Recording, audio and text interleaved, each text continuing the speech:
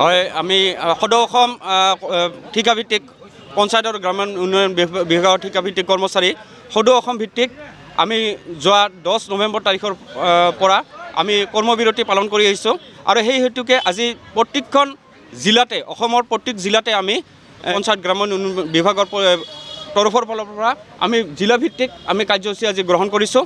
আমাৰ মূল দাবীসমূহ হৈছে আমি বিগত আজি 16-17 বছৰ ধৰি আমি পঞ্চায়ত আৰু গ্ৰামীণ উন্নয়ন বিভাগত আমি কাম কৰি আছোঁ। আমি আমাৰ প্ৰাপ্য অধিকাৰৰ পৰা আমি বঞ্চিত। আমাৰ দৰমহা অতি নিম্নতম। ইয়াৰ উপৰি আমাৰ যিখিনি বেলেগ কৰ্মচাৰীয়ে যিখিনি সা সুবিধা গ্ৰহণ কৰে আমি তাৰ পৰা বঞ্চিত। আমি আজি ইয়াতে প্ৰতিবাদ কৰিবলৈ বাধ্য হৈছোঁ। আমি নিজৰ সন্তানক সম্পদ হিচাপে দেশৰ সম্পদ হিচাপে গঢ়ি তুলিবৰ কাৰণে আমাৰ মা দেউতা আমাৰ বৃদ্ধ মা দেউতা ঘৰত আছে, তেখেতসকলক উন্নত চিকিৎসাৰ কাৰণে আমাৰ যিখিনি প্ৰাপ্য আমাৰ যিখিনি পৰিতৰ্শী একেবাৰে নিম্নতম, যাৰ ফলত আমি পৰিয়াল একেবাৰে আজিৰ দিনত আমি পোহপাল দিয়াত ব্যৰ্থ হৈ গৈছোঁ।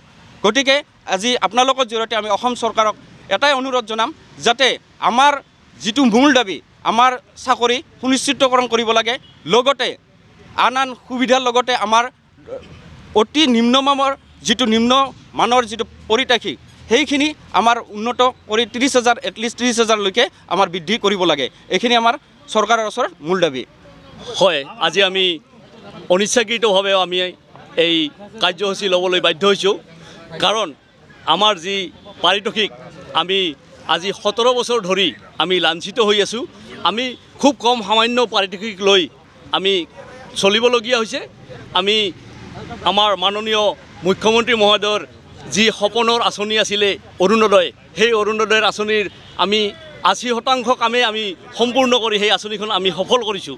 আৰু আমাৰ গাঁও অঞ্চলত গ্ৰাম অঞ্চলত যিবোৰ উন্নয়নমূলক আঁচনি প্ৰত্যেকটো আঁচনিতে আমি সক্ৰিয়ভাৱে অংশগ্ৰহণ কৰি প্ৰত্যেকটো আঁচনি আমি সফল ৰূপায়ণ কৰোঁ। অথচ আমি কিন্তু আমাৰ যিখিনি কামৰ বিনিময়ত পাবলগীয়া সেইখিনিৰ পৰা আমি বঞ্চিত হৈ আছোঁ। সেয়ে আমি মাননীয় মুখ্যমন্ত্ৰী মহোদয় আমাৰ বিভাগীয় মন্ত্ৰী মহোদয়লৈ বিশেষ অনুৰোধ জনাইছোঁ, একদম সততাৰে আমি অনুৰোধ জনাইছোঁ, আমাক যেন তেওঁ আমাৰ যিখিনি প্ৰাপ্য আমাৰ যিখিনি আমি কামৰ বিনিময়ত আমি পাবলগীয়া প্ৰাপ্য সেইখিনি যেন আমাক দি আমি এটা সুস্থ পৰিৱেশত চলিব পাৰোঁ। আৰু আমাৰ একদম ন্যূনতম দাবী আমাৰ যি আমি দৰমহা পাই আছোঁ, যিখিনি মাননি পাই আছোঁ, তাৰ উপৰিও আমাক 30,000 টকা তাৰ লগত সংযোগ কৰি দিব লাগে। লগতে আমাৰ চাকৰিৰ কাৰ্যকাল 60 বছৰ বয়সলৈকে আমাৰ কাৰ্যকাল চাকৰিৰ সুনিশ্চিত কৰিব লাগে। আৰু আমাৰ বছৰেকীয়া এটা 10% আমাক দিয়াৰ কাৰণে প্ৰতিশ্ৰুতি দিছিলে, সেই প্ৰতিশ্ৰুতিটো আমাক পূৰণ কৰি দিব লাগে আৰু HR পলিচিৰ আণ্ডাৰত আমাক অন্তৰ্ভুক্ত কৰিব লাগে। এই 4 দফীয়াই আমাৰ মূল দাবী। আৰু আমি কৰজোৰে আমাৰ অসম চৰকাৰ মাননীয় মুখ্যমন্ত্ৰী মহোদয়লৈ আমি কৰজোৰে অনুৰোধ কৰিছোঁ যেন তেওঁ আমাৰ এই দাবীসমূহ আমাক মানি লয়।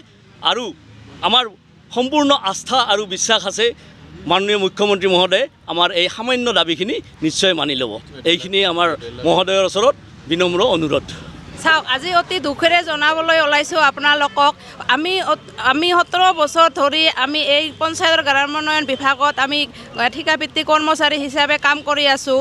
গ্ৰাম্য অঞ্চলৰ যিমানখিনি কাম আছে আমি এই কামখিনি আমি সুচাৰুৰূপে পালন কৰি আহিছোঁ। ওপৰৰ নিৰ্দেশনা অনুসৰি আমি প্ৰতিখিনি কামেই আমি সুচাৰুৰূপে আজিলৈকে পালন কৰি আহিছোঁ। কিন্তু আমাক চৰকাৰে আজিলৈকে আমাক কোনো সঁহাৰি নিদিলে। চৰকাৰে আমাক ন্যূনতম যিখিনি আমাৰ প্ৰাপ্য এই প্ৰাপ্যখিনিও আমাক আজিলৈকে চৰকাৰে নিদিলে। গতিকে আপোনালোকে চাওক, আজিৰ বজাৰ মূল্যত যিখিনি দৰত বজাৰৰ মূল্য বৃদ্ধি হৈছে সেইখিনি অনুসৰি আমাৰ যিখিনি ন্যূনতম দৰমহা দিয়ে এই দৰমহাখিনি দিয়ে আমাৰ কোনো ধৰণৰ পৰিয়াল নচলে। গতিকে মুখ্যমন্ত্ৰী মহোদয় আমি আপোনালোকক অতি কাতৰে অনুৰোধ জনাইছোঁ যে আমাক ন্যূনতম প্ৰাপ্যখিনি দিব লাগে। আমাৰ এটাই অনুৰোধ যে যিখিনি চাকৰি আমাৰ 60 বছৰলৈকে আমাৰ চাকৰি নিশ্চিতকৰণ কৰিব লাগে। তাৰপিছত আমাৰ যিখিনি দৰমহা পাই আছোঁ এই দৰমহাখিনিৰ উপৰিও আমাৰ 30,000 টকা আমাক এই দৰমহাখিনিৰ লগত আমাক যোগ কৰি দিব লাগে। তদুপৰি আমি 10% যিখিনি আপোনাৰ ইনক্ৰিমেণ্ট দিয়াৰ কথা আপোনালোকে প্ৰতিশ্ৰুতি দিছিল এই প্ৰতিশ্ৰুতিখিনি আমাক পালন কৰিব লাগে।